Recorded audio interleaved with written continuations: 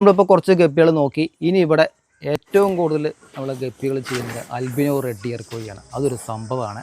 അപ്പോൾ നമ്മൾ ലെഫ്റ്റ് സൈഡിലാണ് അതിൻ്റെ അൽബിനോ റെഡ് ഇയർ കോഴി സെറ്റാക്കിയിട്ട് ഒരുപാട് ടാങ്കിൽ ഇവിടെ സെറ്റപ്പ് ആക്കിയിട്ടുണ്ട്. ഇപ്പോൾ നമ്മൾ ഒരു അധികം ഫാമിലൊന്നും ഇത്രയും ബൾക്കായിട്ട് ഞാൻ കണ്ടിട്ടില്ല. കാരണം അത് വളർത്താൻ കുറച്ച് പ്രയാസമൊന്നുമില്ല. പക്ഷേ അത് നല്ല രീതിയിൽ ചെയ്ത് കഴിഞ്ഞാൽ നമുക്ക് ഇതേമാതിരി ചെയ്യാം. അപ്പോൾ എങ്ങനെയാണ് ഇത്ര പെർഫെക്റ്റ് ആയിട്ട് എല്ലാം പക്കാ ക്വാളിറ്റിയിൽ റെഡ് ഇയർ കോഴി ഇങ്ങനെ ചെയ്യുന്നത് നമുക്ക് നോക്കി നോക്കാം. അപ്പോൾ നമുക്ക് ഈ സൈഡിൽ കാണിക്കുന്നത്, ഈ സൈഡിൽ നമ്മൾ അൽബിനോ റെഡ് ഇയർ കോഴിയുണ്ട്, അപ്പുറത്തും അൽബിനോ റെഡ് ഇയർ കോഴി ഉണ്ട്.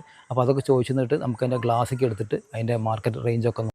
അപ്പോൾ ഇത്രയും നമ്മൾ ഫസ്റ്റിൽ ഇൻഡോർ കാണിച്ച ഇത്രയും ടാങ്കിലാണ് ഇപ്പോൾ നമ്മുടെ റെഡ് ഇയർ കോഴി ചെയ്യുന്നത് അല്ലേ?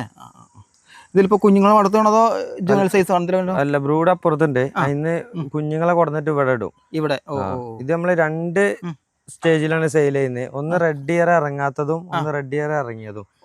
ഇവർക്കൊക്കെ ഭാവിയിൽ റെഡ് ഇയർ വരും. പക്ഷെ സെക്കൻഡ് ബ്രീഡിങ്ങോ തേർഡ് ബ്രീഡിംഗ് ഒക്കെ ആവണം റെഡ് ഇയർ പക്കാ ഫീമെയിലിന് കയറണമെങ്കിൽ. അപ്പോ അങ്ങനെ ആവുമ്പോള് റെഡ് ഇയർ കയറിന് നമ്മളൊരു മാർക്കറ്റിൽ ഒരു 300 അങ്ങനെ ഉണ്ടാവും. പക്ഷെ റെഡ് ഇയർ കയറാത്താണെങ്കിൽ നമ്മൾ 150 രൂപ ആ റേഞ്ചിലാണ് സ്റ്റാർട്ട് ചെയ്യുന്നത്. നല്ല ഭംഗി റെഡ് ഇയർ കയറും, എല്ലാത്തിനും കയറും. പക്ഷെ ടൈം പിടിക്കും. മെയിലിന് ജൂനിലാവുമ്പോ തന്നെ റെഡ് ഇയർ കയറിയിട്ടുണ്ടാവും. ഫീമെയിലാണ് ഒരു സ്ലോ ആയിട്ട് വരും. ഇതില് വേറെ കാര്യമുണ്ട്. ഫീമെയില് സെയിലായി പോയില്ലാന്നുണ്ടെങ്കിലും റെഡ് ഇയറിൽ പിന്നെ അതിന് റേറ്റ് കൂടിവരും. ബാക്കി കപ്പിയിലൊന്നും അങ്ങനെ ഉണ്ടാവില്ല. അങ്ങനെ പ്രത്യേകത ഉള്ള സ്ട്രെയിൻ ആണ് റെഡ് ഇയർ. റെഡ് ഇയർ എങ്ങനെ ചെയ്താലും ചെയ്യുന്നവർക്ക് മെച്ചം ഉണ്ടാവും എന്നുള്ളതിന്റെ കാരണം എന്താ വെച്ചാല് അത് എത്ര പഴകണോ അത്രയും അതിന്റെ ഡിമാൻഡ് കൂടും. ഫീമെയിലിന് ഡിമാൻഡ് കൂടിക്കൊണ്ടിരിക്കും. 4 മാസം 5 മാസം ഒക്കെ ആകുമ്പോഴേക്കും നല്ല ലുക്ക് ആയിരിക്കും.